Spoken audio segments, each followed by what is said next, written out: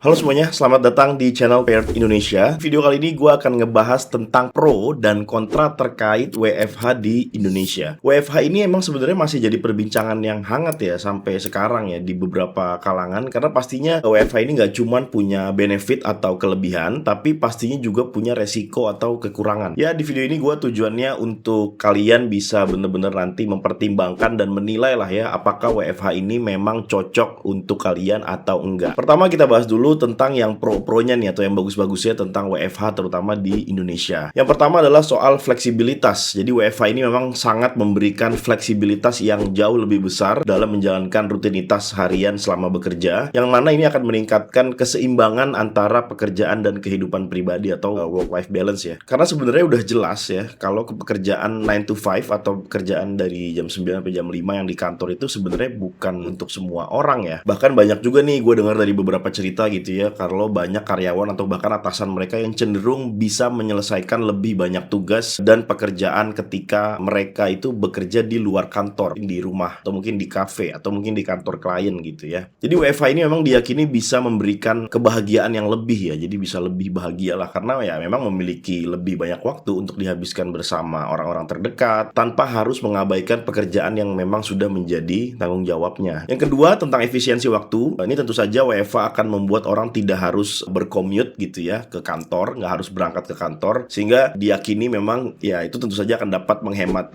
waktu dan juga energi ya, jadi nggak capek lah gitu yang sebelumnya mungkin dihabiskan untuk perjalanan. Ditambah lagi kalau misalnya kalian naik kendaraan umum gitu ya kayak kereta, busway, wah ini kalau di jam sibuk kacau banget ya, desek-desekan, bikin puyeng gitu ya, nambah-nambahin aja bikin capek gitu kan, udah di kantor capek, di jalan juga capek gitu. Tentu saja ini akan sangat terasa untuk orang-orang yang rumahnya jauh gitu dari pusat kota. Bener nggak? Ngaku loh. Selanjutnya adalah tentang potensi penghematan biaya. Ini sebenarnya masih nyambung dari yang sebelumnya gue bahas tentang efisiensi waktu tadi. Jadi selain itu, ya WFH itu juga bisa mengurangi biaya-biaya nih, mulai dari biaya perjalanan, makan siang, dan juga biaya-biaya lain, mungkin jajan-jajan yang nggak penting ya, yang terkait dengan aktivitas kita selama di kantor. Ini semuanya ada ongkosnya ya, entah untuk bayar tiket ya, tiket busway, tiket kereta, maupun ya buat bensin gitu kalau yang bawa mobil pribadi atau motor pribadi. Jadi jelas, bekerja dari jarak jauh atau WFH sebenarnya ini win-win solution ya bagi pemberi kerja dan karyawan. Karena dari sisi perusahaan,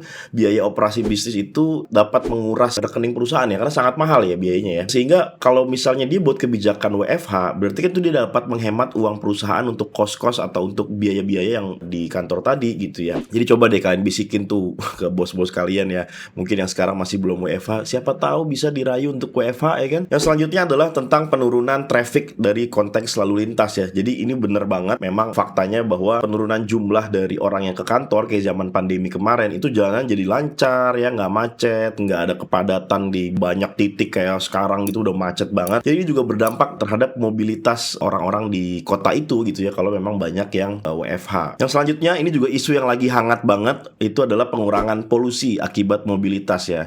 Jadi dengan mengurangi jumlah orang yang berpergian dengan kendaraan pribadi maupun transportasi umum, WFH tentu saja dapat membantu untuk mengurangi yang disebut mungkin emisi karbon ya, atau ya polusi udara lah gampangnya ya. Jadi ya kalau ini dilakukan secara masif ya dan bersama-sama, ini harusnya akan sangat berdampak signifikan terhadap kualitas udara di luar gitu ya. Tapi ini gue mengesampingkan faktor-faktor lain ya yang mencemari udara kayak ada pabrik segala macam kayak PLTU dan lain sebagainya ya. Yang selanjutnya adalah menciptakan work-life balance yang lebih baik. Jadi hidup tuh kan nggak selalu tentang apa, tentang kerja gitu ya, kerja mulu gitu kan, tuh nggak harus kayak gitu ya. Tapi emang sayangnya waktu yang kita gunakan untuk pergi ke kantor dan pulang ke rumah itu bener-bener makan waktu banget ya. Hal ini membuat waktu kita bersama keluarga dan bersama orang-orang terdekat itu jadi berkurang gitu ya. Jadi cuma di sisa-sisa doang gitu, mungkin di weekend atau ya di setelah kantor, tapi itu juga udah tipis banget gitu. Bahkan di weekend juga masih banyak yang masuk kan, bener gak? Jadi memang kalau misalnya perusahaan ini lagi-lagi mengizinkan ya atau membuat aturan atau menerapkan sistem WFH kepada para karyawannya gitu ya, maka maka ini akan tercipta keseimbangan yang lebih baik antara menghabiskan waktu untuk bekerja dan menghabiskan waktu untuk ya selain pekerjaan yang tadi udah gue sebutin gitu. Nah itu tadi tentang berbagai benefit dan pro-nya ya, yang mungkin ya yang membuat WFH itu bagus ya, yang setuju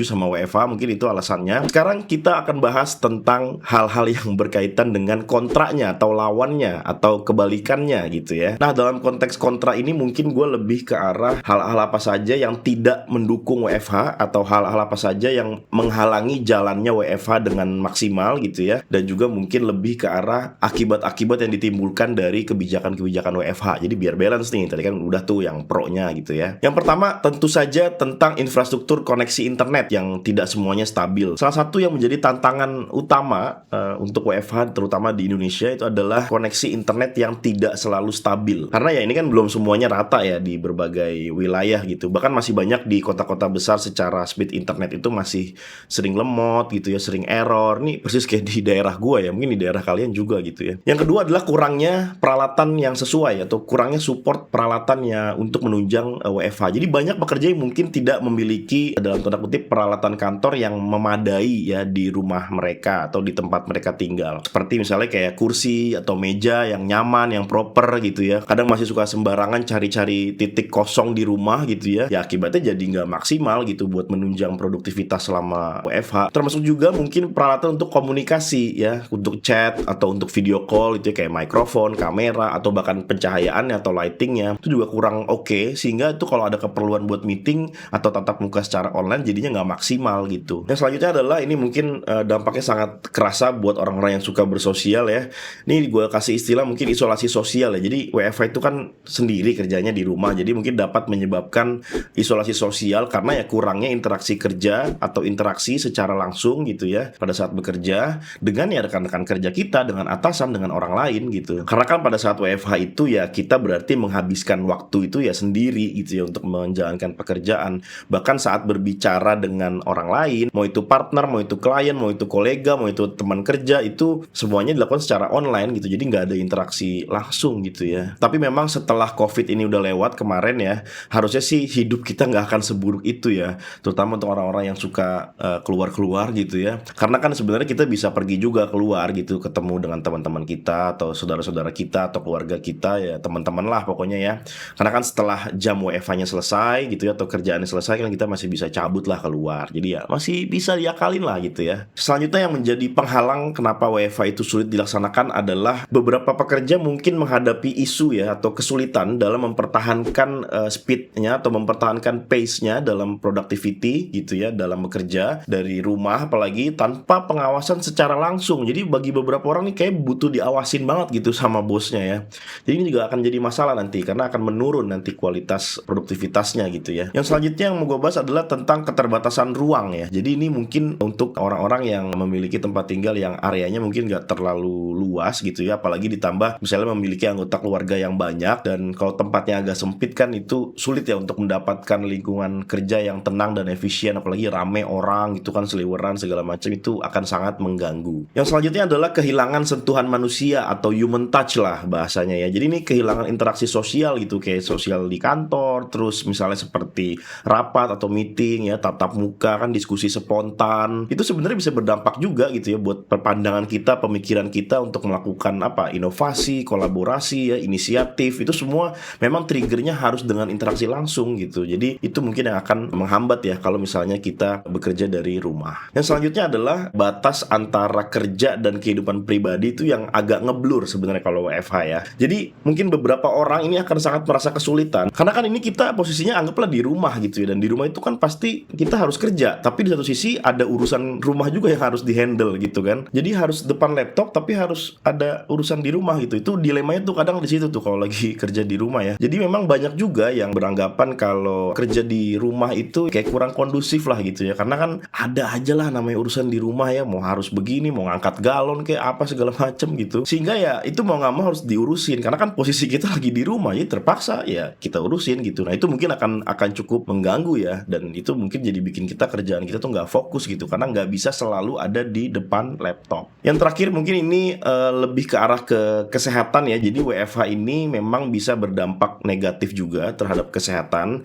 Ini termasuk masalah punggung punggung ya. Jadi kalau sering duduk gitu kan, itu nanti akibatnya kayak postur yang buruk, termasuk juga mungkin jadi gaya hidup yang kurang aktif gitu ya karena duduk terus, termasuk juga gangguan tidur, mata juga jadi lelah gitu ya, kelelahan pada mata itu karena kita lihat layar terus kan, terus pola makan juga jadi buruk karena banyak yang harus dihandle, jadi jam makan tuh berantakan lah. Kalau di kantor kan ada jam istirahat gitu ya, lebih teratur. Termasuk juga mungkin ada tekanan mental karena tersiksa kerja sendiri di rumah, stres sendiri gitu kan. Jadi kalau dia di rumah tuh dia tersiksa gitu. Jadi ini berarti kan secara umum ya interaksi sosial kan berkurang gitu. Jadi buat orang-orang yang bawel, yang pengen ngobrol, yang pengen curhat itu jadi ngerasa kayak nggak nyaman, kayak nggak lengkap gitu, kayak nggak enak aja gitu. Ngerti kan? Buat kalian tuh mana tuh rasanya, ngerti kan?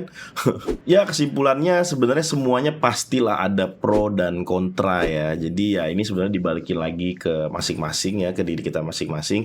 Maka sebenarnya ini gue ngomong kayak gini tuh gue lebih ke arah coba deh kalian kenalan lagi sama diri kalian masing-masing gitu ya. Ya mungkin setelah nonton berbagai pertimbangan yang gue sebutkan tadi di video ini, kira-kira mungkin bisa dipikirin mana nih yang cocok buat kalian gitu ya. Apakah kalian adalah tim yang pro WFH atau justru kalian mungkin adalah tim yang nggak cocok sama WFH, jadi lebih nyaman, lebih enak, lebih mantep kerjanya di kantor. Coba deh kasih tahu jawaban kalian di kolom komentar ya. Kalian ini tim WFH atau tim kerja di kantor? Nah mungkin buat kalian yang saat ini sudah memutuskan gitu ya, kayak gue cocok gitu buat kerja secara WFH atau secara remote gitu ya, dan mungkin pengen explore lebih dalam lagi tentang lowongan-lowongan kerja secara remote ya, pengen kerja di perusahaan luar negeri atau overseas company, jadi nggak cuma kerja di Indonesia terus WFH, tapi juga kerja di perusahaan lain dan itu remote-nya remote beneran gitu ya. Jadi silakan aja cek sosial media Paired Indonesia, dan silakan juga mungkin di follow di Instagram, di TikTok ya. Jadi silakan aja cek profilnya Paired Indonesia karena di situ banyak banget lowongan kerja secara remote, dan itu rata-rata perusahaannya perusahaan dari luar negeri ya, dari US terutama ya. Siapa tahu itu ada pekerjaan yang cocok buat kalian gitu ya. Jadi silakan dicek ya. Oke, mungkin itu aja untuk video kali ini. Jangan lupa di like video ini apabila kalian menyukainya. Jangan lupa juga di subscribe buat kalian yang pengen nonton video-video kayak gini lagi selanjutnya. Nyalain juga tombol notifikasinya atau loncengnya supaya nanti pada saat ada video baru kalian gak ketinggalan. Terima kasih sudah menonton video ini. Gua Billy Dolmen. Sampai bertemu lagi di video selanjutnya.